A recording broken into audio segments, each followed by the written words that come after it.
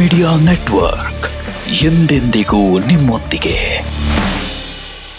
ವೀಕ್ಷಕರೇ ನಮಸ್ಕಾರ. Jeet media network YouTube ವಾಹಿನಿಯ ವಿಶೇಷ ವಿಡಿಯೋ ನೋಡೋದಕ್ಕೆ ನಿಮಗೆಲ್ಲ ಸ್ವಾಗತ. ಕಾಳಸರ್ಪದೋಷದ ಭಯ ಕಾಡ್ತಾ ಇದೆಯಾ? ಅದಕ್ಕೆ ಇಲ್ಲಿದೆ ಒಂದು ಸುಲಭ ಪರಿಹಾರ ಅನ್ನೋ ರಹಸ್ಯ ಮಾಹಿತಿಯನ್ನ ಈ ವಿಡಿಯೋದಲ್ಲಿ ನಾವು ನಿಮಗೆ ತಿಳಿಸ್ಕೊಡ್ತಾ ಇದ್ದೀವಿ. ವಿಡಿಯೋಗೆ ಈಗಲೇ ಒಂದು ಲೈಕ್ ಕೊಟ್ಟು ವಿಡಿಯೋದ ಕೆಳಗಡೆ ಓಂ ನಮೋ ಭಗವತೆ ವಾಸುದೇವಾಯ ಅಂತ ಕಮೆಂಟ್ ಮಾಡೋದಕ್ಕೆ ಮರಿಬೇಡಿ. ಹಾಗೆಯೇ ವಿಡಿಯೋದ ಕೆಳಗಡೆ ಇರುವಂತಹ ಜಾಯಿನ್ ಬಟನ್ ಒತ್ತಿ, ಆಗ ನೀವು ಜೀತ್ ಮೀಡಿಯಾ ಚಾನಲ್ ಮೆಂಬರ್ ಆಗ್ತೀರಾ. ಅಂದ್ರೆ ನೀವು ಮೆಂಬರ್ಗಳಿಗಿರುವಂತಹ ವಿಶೇಷ ವಿಡಿಯೋ ಹಾಗೂ ಲೈವ್ ನೋಡಬಹುದು. ಒಂದಾದ್ಮೇಲೆ ಒಂದು ಕಷ್ಟ, ಯಾವುದೇ ಕೆಲಸಕ್ಕೆ ಮುಂದಾದ್ರೂ ಆರಂಭದಲ್ಲೇ ವಿಘ್ನ, ಮನೆಯಲ್ಲಿ ಸಮಸ್ಯೆಗಳ ಸುರಿಮಳೆ, ಇವೆಲ್ಲವೂ ನಿಮ್ಮ ಜೀವನದಲ್ಲಿದೆಯಾ?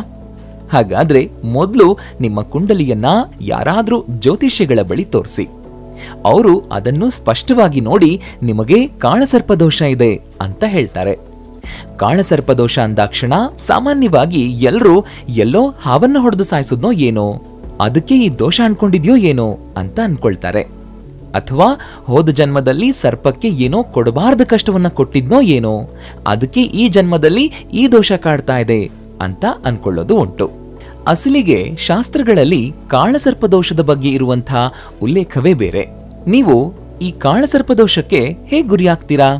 ಹಾಗೇನೆ ಇದಕ್ಕೆ ಪರಿಹಾರ ಏನು ಅನ್ನೋದನ್ನು ಶಾಸ್ತ್ರಗಳಲ್ಲಿ ಹೇಳಲಾಗಿದೆ. ಇದ್ರ ಬಗ್ಗೆ ನಿಮಗೂ ತಿಳ್ಕೊಳ್ಳೋ ಕುತೂಹಲ ಇದೆಯಾ? ಹಾಗಾದ್ರೆ ಈ ವಿಡಿಯೋನ ಕೊನೆ ತನಕ ಸ್ಕಿಪ್ ಮಾಡದೆ ನೋಡಿ. ಯಾರಾದ್ರೂ ಕಾಳಸರ್ಪದೋಷ ಇದೆ ಅಂತಂದ್ರೆ ಸಾಕು, ಜೀವನದಲ್ಲಿ ದೊಡ್ಡ ಕಂಟಕವೇ ಕಾದಿದೆ ಅಂತ ಎಲ್ಲ ಅನ್ಕೊಂಡ್ಬಿಡ್ತಾರೆ. ಆದ್ರೆ ಈ ಕಾಳಸರ್ಪದೋಷ ಯಾಕೆ ಅಂಟ್ಕೊಳ್ತು, ಅದರ ಪರಿಣಾಮ ಏನಾಗಿರುತ್ತೆ ಅನ್ನೋದನ್ನ ಮಾತ್ರ ಯಾರೂ ಯೋಚಿಸಿರೋದಿಲ್ಲ. ಅದಕ್ಕೆ ನಾವು ಮೊದಲಿಗೆ ಈ ಕಾಳಸರ್ಪದೋಷ ಅಂತಂದ್ರೆ ಏನು, ಅದರಿಂದ ಜೀವನದಲ್ಲಿ ಎದುರಾಗೋ ಕಷ್ಟಗಳೇನು ಅನ್ನೋದನ್ನ ಮೊದಲು ತಿಳ್ಕೋಬೇಕು. ನಾವೆಲ್ಲ ಹುಟ್ಟಿದ ದಿನ, ತಿಥಿ, ಸಮಯದ ಆಧಾರದ ಮೇಲೆ ನಮ್ಮ ಕುಂಡಲಿಯನ್ನ ಬರೆಯಲಾಗುತ್ತೆ.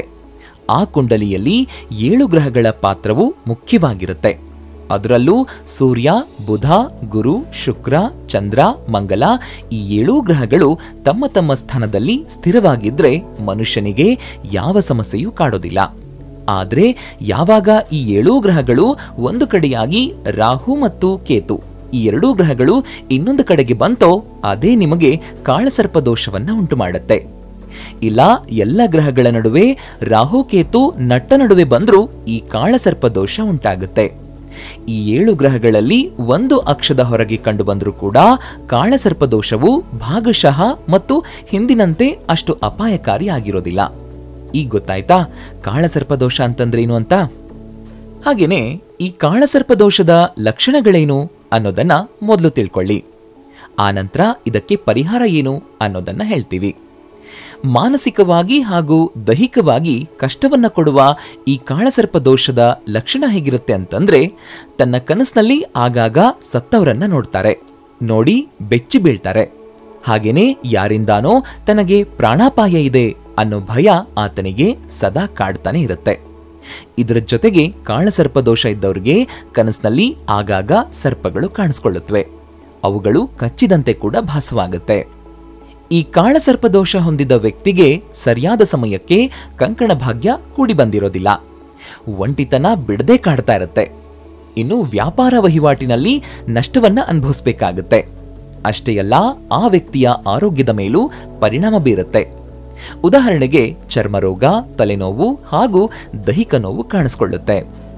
ಕಾಳಸರ್ಪದೋಷದ ಫಲಗಳು ವ್ಯಕ್ತಿಯಿಂದ ವ್ಯಕ್ತಿಗೆ ಭಿನ್ನವಾಗಿರುತ್ತವೆ. ಈ ದೋಷವು ವ್ಯಕ್ತಿಯ ಜೀವನದ ಮೇಲೆ ಹೇಗೆ ಪರಿಣಾಮ ಬೀರುತ್ತೆ ಅನ್ನೋದು ಅದೃಷ್ಟ ಹಾಗೂ ಜಾತಕದ ಇತರೆ ಅಂಶಗಳ ಮೇಲೆ ಅವಲಂಬಿತವಾಗಿರುತ್ತೆ.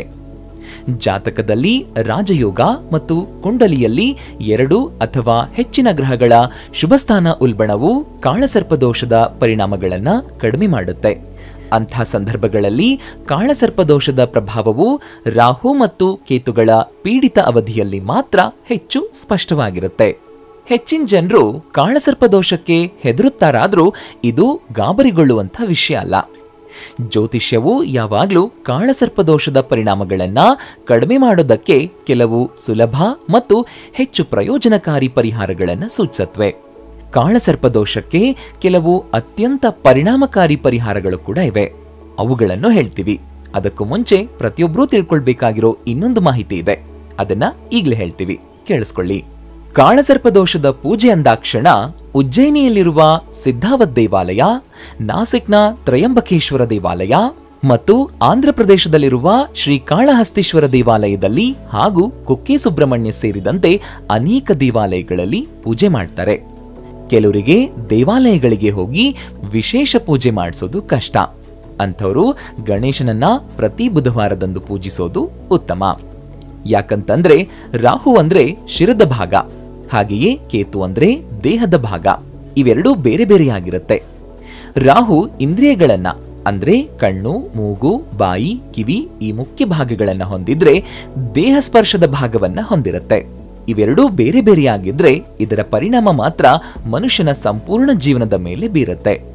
ಅದೇ ರೀತಿ ಗಣೇಶನ ಶಿರದ ಭಾಗ ಬೇರೆ, ದೇಹದ ಭಾಗ ಬೇರೆ.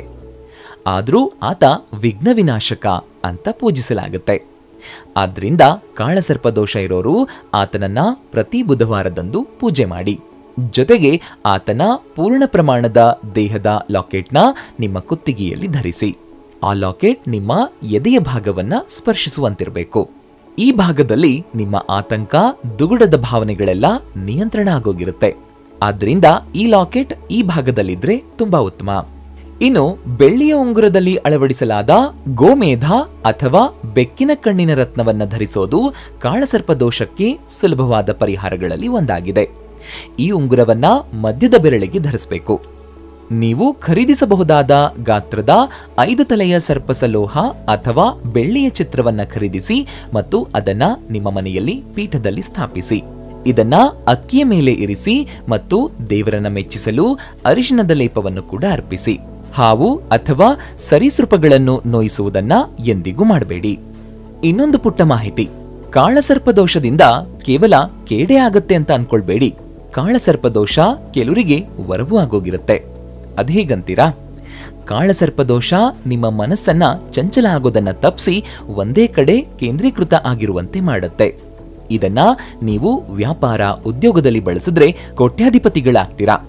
ಇಲ್ಲ ದುಶ್ಚಟಗಳತ್ತ ವಾಲಿದ್ರೆ ಇದು ನಿಮ್ಮನ್ನ ಸರ್ವನಾಶ ಮಾಡೋದಕ್ಕೂ ಹಿಂಜರಿಯೋದಿಲ್ಲ. ವೀಕ್ಷಕರೇ, ನೋಡಿದ್ರಲ್ವಾ, ಕಾಳಸರ್ಪ ದೋಷದ ಭಯ ಕಾಡ್ತಾ ಇದೆಯಾ? ಅದಕ್ಕೆ ಇಲ್ಲಿದೆ ಒಂದು ಸುಲಭ ಪರಿಹಾರ ಅನ್ನೋ ಮಾಹಿತಿಯನ್ನು ತಿಳಿಸ್ಕೊಟ್ಟಂತಹ ಈ ವಿಡಿಯೋ ನಿಮಗೆ ಇಷ್ಟ ಆಗಿದೆ ಅಂತ ಭಾವಿಸ್ತೀನಿ. ಇಷ್ಟ ಆದರೆ ಈ ವಿಡಿಯೋಗೆ ಒಂದು ಲೈಕ್ ಕೊಡಿ. ಅಷ್ಟೇ ಅಲ್ಲ, ಈ ವಿಡಿಯೋನ ನಿಮ್ಮ ಸ್ನೇಹಿತರಿಗೆ, ಸಂಬಂಧಿಕರಿಗೆ ಶೇರ್ ಮಾಡೋದಕ್ಕೆ ಮರಿಬೇಡಿ.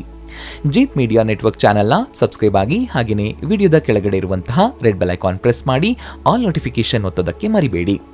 ಜೀತ್ ಮೀಡಿಯಾ ನೆಟ್ವರ್ಕ್ ವಿಡಿಯೋಗಳು ನಿಮ್ಗೆ ಇಷ್ಟ ಆದರೆ ಈ ವಿಡಿಯೋದ ಕೆಳಗಡೆ ಇರುವಂತಹ ಥ್ಯಾಂಕ್ಸ್ ಮತ್ತು ಜಾಯಿನ್ ಬಟನ್ನ ಪ್ರೆಸ್ ಮಾಡಿ ನಮ್ಮ ಪ್ರಯತ್ನವನ್ನ ಬೆಂಬಲಿಸಿ. ಜೀತ್ ಮೀಡಿಯಾ ನೆಟ್ವರ್ಕ್ ಸಮಸ್ತ ವೀಕ್ಷಕರಿಗೆ ಮಾತೆ ಮಹಾಲಕ್ಷ್ಮಿಯ ಆಶೀರ್ವಾದ ಸದಾ ಇರಲಿ ಅಂತ ಕೇಳ್ತಾ ಇವತ್ತಿನ ಈ ವಿಡಿಯೋನ ಇಲ್ಲಿಗೆ ಮುಗಿಸ್ತಾ ಇದ್ದೀನಿ. ನಮಸ್ಕಾರ.